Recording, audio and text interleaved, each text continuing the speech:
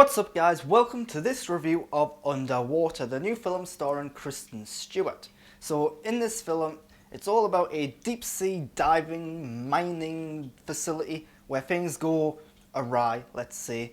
I'm going to try and avoid spoilers as much as I possibly can in this, although if you've seen the trailers, you probably know exactly what this film is about and what happens in it. So something goes wrong in this deep sea diving mine, and basically it's about the characters trying to escape and survive, essentially. That's it in a nutshell.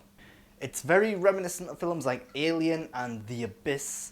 In fact, so many times there are scenes and moments in the film that just feel like they're ripped from other films. The biggest problem with this film is that it is lacking in originality. But we'll get to that in a little bit. What did I think in a nutshell of this film? Well, I think at times it's okay, and at times it's bad. I actually enjoyed the first 45 minutes pretty well. I thought the first 45 minutes were very fun and enjoyable and entertaining and thrilling. And then things gradually got worse and worse as it progressed towards the end. But let's talk more specifics about the story, again not going into spoilers. It does lack originality, and it does draw upon other films like Alien and The Abyss, and there's even elements of Cloverfield. In fact, in many times this could have been a Cloverfield film, it seems. So the problem with drawing from these films so much is that these are, in many ways, very iconic movies. So you draw from all these films, do scenes and elements from there, but you end up having a film that's really predictable. You know exactly what's going to happen in this film, you know exactly how the film is going to end, and you know the sort of scenarios and situations the characters are going to get in. So that's pretty disappointing. But the best way I can describe it is like a roller coaster. You go on, you know where the highs and lows are going to be, you know where it's going to end, but you might enjoy it while it lasts. So the story, predictable, not all that original. That's kind of all I've got to say about that side of things. Now the characters, so this is where things get a bit more interesting, or a bit less interesting depending on your viewpoint. The characters are bland and boring, basically.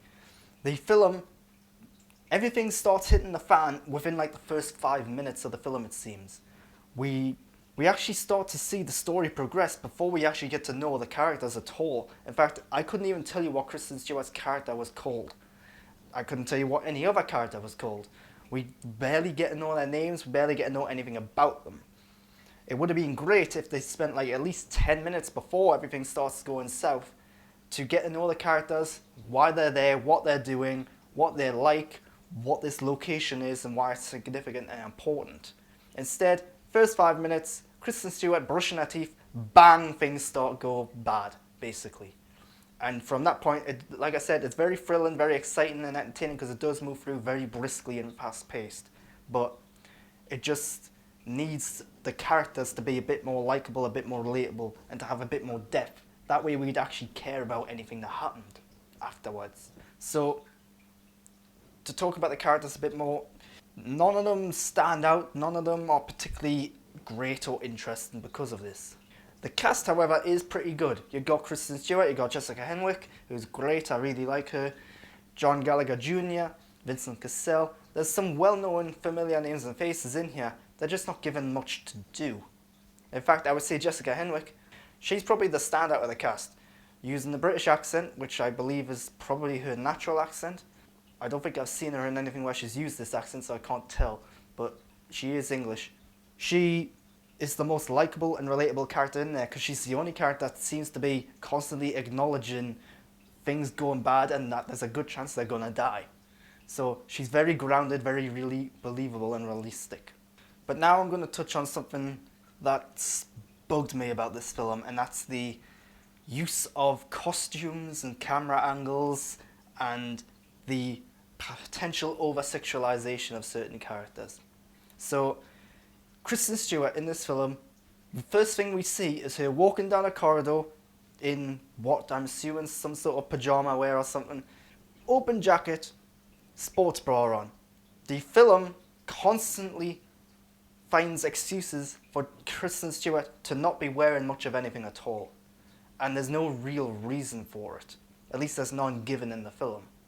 There's also an element that Kristen Stewart, she has this necklace or pendant or something which she tucks into her sports bra, and for whatever reason she keeps tugging on it and holding it, perhaps for hope or making some sort of wish or whatever. The problem is we don't find out what the significance of that is. So it constantly just comes across as an excuse for the camera to zoom down and look at her breasts. And it's weird. Then there's a moment later on where the characters get together and they have to put on these big, thick, heavy diving suits, which are like 2 times too big for them, and they look like something from like the Gears of War video games where they're like just really bulky and clunky, and yet one line of dialogue here is that, oh, you can't wear clothes underneath these outfits because they don't fit. Rubbish. These outfits are huge. I refuse to believe that they couldn't have found some excuse to put clothing on under these outfits. Also, these outfits aren't real. They're science fiction created elements. They're not real diving suits. So why did you have to come up with that excuse in the first place? But yeah, what happens then is you end up getting the 2 female characters stripping down to their underwear. Camera lingers on them so you can see their bare legs and whatnot. And then the men have to do it as well. Only the difference with the men is, instead of stripping down to their skimpy bare underwear, they're wearing like shirts and vests with big baggy boxers. So the women are sexualized, the men still pretty covered up. And then to top that, TJ Miller's character, when he strips down, it's played for jokes and a laugh. It's like, oh, look what he's wearing, he's disgusting. And so yeah, a very different treatment of the sexes and genders in this film, which I kind of have a problem with, especially when there's no good reason given for it. But ignoring this element as best I possibly can, the film I do think is actually pretty well made. I think the direction's pretty good, the sets, the costumes, all the special effects are really quite impressive, to be honest.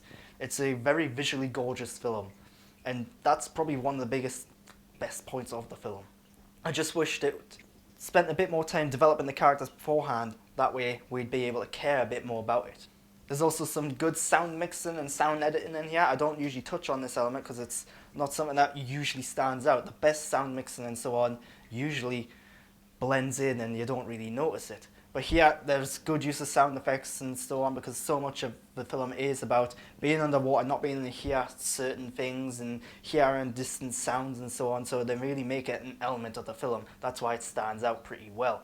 But yeah, great special effects, well directed, very fast paced, very enjoyable. It's just certain elements of the story, particularly in the second half of the film, do hamper it down.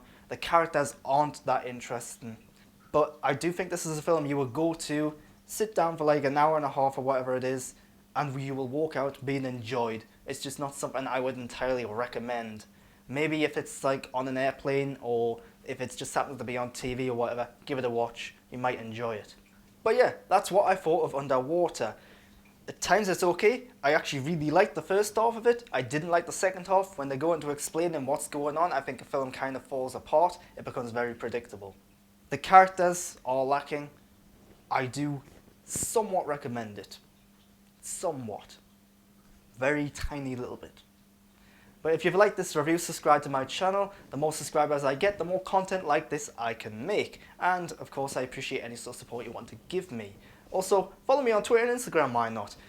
I often post my opinions on Twitter and Instagram well before I can get them into video form and post them on YouTube. So if you want to know my opinions on films or TV shows or whatever, the very moment I have them, probably a few days before you'll get them on YouTube, hit me up on there at @the_Grant Burton. Until next time though, I'm not going to go into spoilers, there's not really much else to say about this film. Thanks for watching.